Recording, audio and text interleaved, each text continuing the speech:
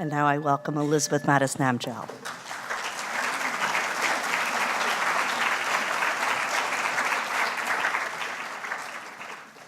Good morning.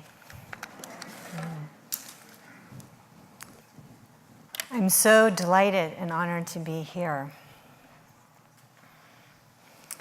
Last night, I was really touched by the opening words, by the dancing and the musical expression. And I was reminded that the Festival of Faith unites us in similar concerns we have regarding many things, regarding the well-being of the earth and how to live respectfully on it. I feel we gather to honor living spirituality, not dogma and rightness, and to celebrate the great potential that comes with being human. And then there are the very basic human concerns of just longing for happiness and freedom from suffering. And I love the metaphor of the blood, because we do all have blood coursing through our veins. At the same time, we also express the uniqueness of our traditions.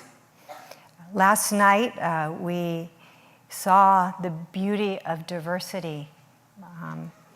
People were expressing their authentic ways of dressing and speaking and expressing their own spirituality from their own tradition. And it's this diversity that makes the festival so colorful and so rich. So today, the topic for the panel is one, not two. But I don't know if I think things are one, not two. Because we're talking about diversity on one hand, that's not one, and yet we're talking about our sameness, or what's similar or essential to who we are as human beings. So maybe we can say that we can't exactly say we are one, but we are not two either. And that leaves us in an interesting non-dual place.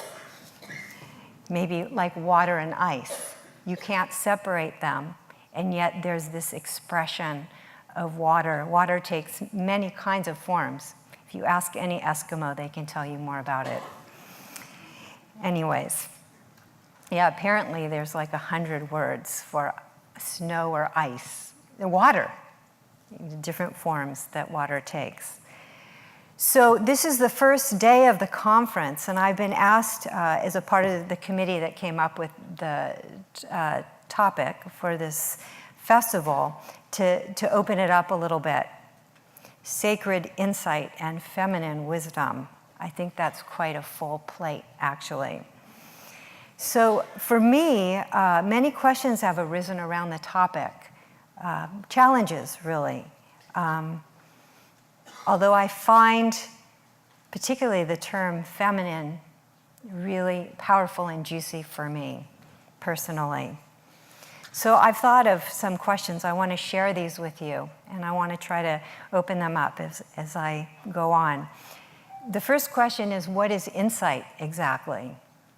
And what is the difference between insight and sacred insight? And why are we coupling the term feminine with wisdom? What does it mean that we assign a gender to something that has such a vast meaning and scope, such as wisdom? I have to wonder, does wisdom actually have a gender? And yet, at the same time, it seems that the feminine most certainly has a role to play in our spiritual traditions and in our lives, historically and symbolically. So I want to open these up just a little bit. So let's start with the word feminine. So Sarah Harris came up with this idea, feminine. And we could see that this was here to stay, that this was going to be part of the topic. And it really has excited me, although, like I said, I have my questions. But again, as she was saying last night, this idea of feminine wisdom has been germinating for several years with us. And it came way before even the Me Too movement or the women's marches. So, you know, this has been brewing. So the intention for us on the committee came from this longing to celebrate something that goes way beyond ordinary ideas of gender, I think. But also, we want to honor the feminine and how it shows up in spirituality. You know, I was thinking, for instance, in Taoism, you have the yin, which is the feminine, and then you have the yang, which is the masculine. And you have the circle with the black and the white coming together, uniting. We have Sophia, which I know Christopher will talk about soon, which is Greek, wisdom, feminine. We talk about the Divine Mother in certain traditions, Mother Earth. In the Buddhist Mahayana tradition, which is my tradition, the feminine is the wisdom aspect, while the male aspect is compassionate response, informed by wisdom.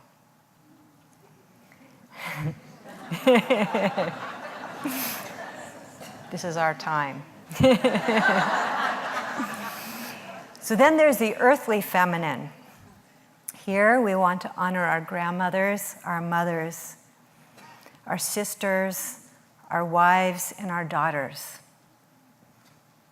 No less divine than the symbolic ones that I mentioned before. Actually, when I listened to and watched the women in the church last night, I thought, that's divine, that's sacred. Everything that was being expressed, and I felt this certain sense of closeness last night, and it felt very intimate and authentic to me. You know, I think it's sometimes important to single out or shine a light on a specific demographic. Women and girls have had their own challenges throughout history, and they continue to make a profound and very unique impact and contribution in the world. So, like many mentioned last night, when I think of the feminine, what comes up first is the mother. And, you know, what are the qualities of a mother? I've been thinking, wondering. Well, mothers are those who have given birth. That is no small matter. But the pregnancy and the labor are the easy part. I can say this from experience, even. Mothers have a challenge that's very interesting, I find. And when talking to other mothers, I find this to be true as well. They have to bear witness to the joys and the sufferings and the struggles of their children. So the mother is really a symbol of unconditional love in both humans and animals. As a mother myself, I remember the unsurpassable joy I felt when my son was born. But it was really a bittersweet thing, because the moment he was born, I could already feel the pain of the separation. As a mother, I think, as mothers, we feel that our children are almost like an appendage of ourselves, and the connection runs very, very deep. A month or so ago, I was in San Francisco, and I wandered into Grace Cathedral. And it just happened that there was a funeral service in session that day, and the husband of the woman who died of MS had this exhibit out on the walls. He had made these woodblock carvings and also had some photographs of homeless people. But the woodblock carvings depicted what he called the 8 stations of the cross. So it's the personal journey of Christ's sacred pilgrimage to his own crucifixion. And in this presentation, his mother, Mary, was eminent.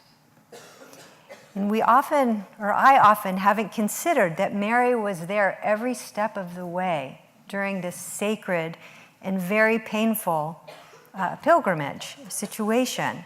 And she had to bear witness to the most painful acts. She watched her son build the instrument of his execution. She watched as he fell under the weight of the cross 3 times and she witnessed his crucifixion. And then, of course, in the end, she held his lifeless body in her arms, of her son in her arms, which is that very painful and loving image of mother and son that we all know so well. So this is the mother, and you know, I was not raised a Christian, but I could understand. My spiritual tradition is the Buddhist Mahayana, and the mother comes up a lot in our tradition.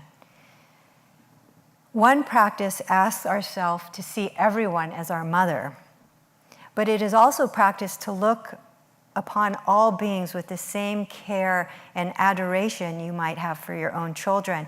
And we have a great Buddhist saint or great practitioner named Shantideva who said in his famous text, The Way of the Bodhisattva, just as we include our arms and our legs, our appendages, as part of the trunk of our body, you know, like if we stub our toe, we kind of reach out to try to, soothe it or something. In the same way, we should consider that all beings are an appendage of our self, what we consider our self. In other words, make the world your body. So it's interesting because a lot of people interpret caring for others as having to get rid of self-care or rejecting the ego. Even in Buddhism, there's a lot of misunderstanding about this, getting rid of the ego. But there's something really fantastic about this because what it's saying is that you don't have to get rid of your ego at all. All you have to do is make it as big as you possibly can and make others the recipient of the love and care you usually reserve only for yourself. We can do that. So this brings us out of this really self-focused, fearful, puny existence and awakens courage, intelligence, and love. My mother-in-law, who was born on the eastern plateaus of Tibet, which is a horse culture, she always said, you should make your heart big enough to hold a horse race inside. You're from Kentucky, you get that. To her, that was enormous. So this kind of love that we're talking is a fierce, unconditional, and all-encompassing love. And the longing to expand the self to include others drives the bodhisattva, that means the one who awakens the heart through serving others, on the path of enlightenment. And the bodhisattva only has one fear, because it's a fearless path. And that fear is the fear of being severed from the sufferings of the world and living in a state of personal peace. So to understand this is to understand that this is really not a religious endeavor, so to speak. I think it's a human endeavor. It is a practice of making ourselves big, enough to bear witness to the beauty and the pain of the world without shutting down. And we do this, when we do this, this kind of puny and fearful sense of me, mine, and I begins to find freedom and joy in including others, and it becomes an obsession. So as we begin to reach out, we begin to realize that our own and others' liberation are inextricably linked.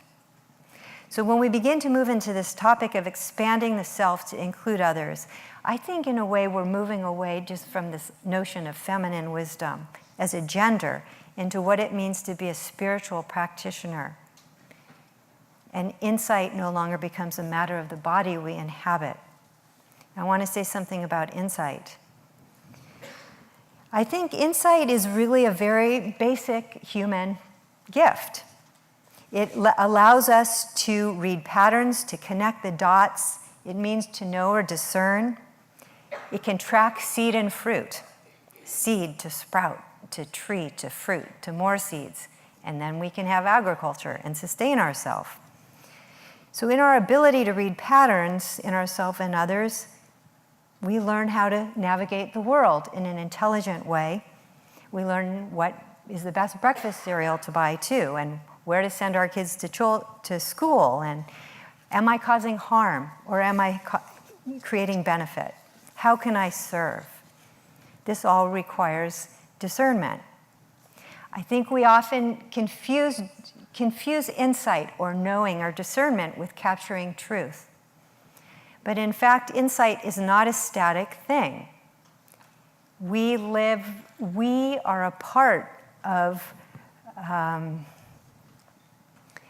infinite web of contingent relationships. And the world keeps changing, and we are changing right along with it. So what we call experience is really a playful exchange of our inner and our outer worlds. And there's constant feedback going on. It can be very playful and painful too. But what I find, I don't know about you, is that life is always bursting from the seams of my ideas.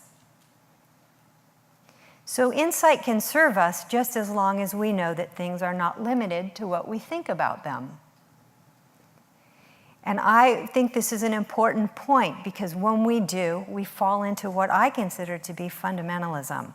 And we often think fundamentalism is something other fundamentalist people do. But in fact, fundamentalism is looking at someone and thinking we know who they are. No thing is singular, permanent, or lives outside the nature of causes and conditions. So I'm struck by this fundamentalism. Sometimes I often see it myself when we shut down around an experience and we think we know it, and the negative emotions start to arise. I recognize that as a form of fundamentalism in myself. I think humility is an amazing thing. And I am struck by the sense of humility that I've seen in indigenous cultures. And just something came to mind, perhaps because I heard Lila speak last night as well. But for the past 2 years, I've been going to Canyon de Chelly with a group of people to do meditation retreats in the canyon. And the Diné people live there. And you ask them, you look at a rock and there's like these beautiful monoliths there, and you say, what is this called? Because there's different names for things. And they say, well, if you stand to the right, it's called Saddle Rock. And if you stand to the left, it's called, the Bear Rock. And it just depends on where you stand. So there's this kind of flexibility and openness, and not thinking that things exist in the object, so that the kind of way they see the natural world becomes very sacred and alive. I think this is a little bit of what I'm talking about, that insight needs to be open and flexible and dynamic because the world is that way. So now I have 2 minutes and 18 seconds to talk about sacred insight, so I'm going to try. So sacred insight is not something easy to talk about. I think it's not valued in conventional society so much. It's not looked upon as practical. So I feel grateful we're talking about it here. But sometimes I feel I'm living in a parallel universe. One moment I turn on the news and I feel a strong sense of despair, and at other times I see someone step up and do something brilliant, or I see an autumn leaf, the last one, fall from a tree, and I feel all of a sudden overcome by the beauty and poignancy of it all, and it feels perfect. And I think when we say everything is perfect, we're in danger of people thinking we're living in a total state of denial. And in a way, it's true. There is old age, sickness, and death. There is abuse, war, and environmental degradation. But I don't think that sacred insight has to do with seeing things as perfect as opposed to imperfect, or sublime as opposed to temporal or ordinary. I've come to discover that perfect happiness happens when we step outside dualism altogether. It is a mind in awe of its fathomless universe. There is a sense of humility in it. There is not the arrogance that is behind pushing away pain and grasping at beauty. There is a fierceness and willingness to embrace it. I think in the conventional world, people cherish these moments of awe, but they think they're not practical and that they have to return to the gritty realities of life and just basic survival. But I do think awe has a practical place in our lives. It protects us from fundamentalism and rightness. If we have no sense of humility, even the virtuous things we engage in become fundamentalistic. Like you could be a fundamentalist vegetarian, or a fundamentalist activist, or a fundamentalist environmentalist. So to operate from rightness is really a failure to see the way the world really is in a realistic way. To acknowledge that we only ever see a piece of things, to understand that this very moment is a coming together of infinite contingent relationships, that the world is too dynamic and rambunctious for the lives of our ideas. This is, I think, has something to do with sacred insight. And I don't think it's endowed from above. To me, it seems to come from understanding our relationship to the world and how we live and embracing it with humility. So I feel this has been a great opportunity to praise this understanding, this bigger truth that is not an object of our intellect. The intellect is good at grasping and labeling, but there's something very profound about honoring that here. In my tradition, the ability to embrace or experience things without shutting down around labels and ideas really is the sacred feminine. So without further ado, I think we have to move on. And let me invite the other three panelists to come up.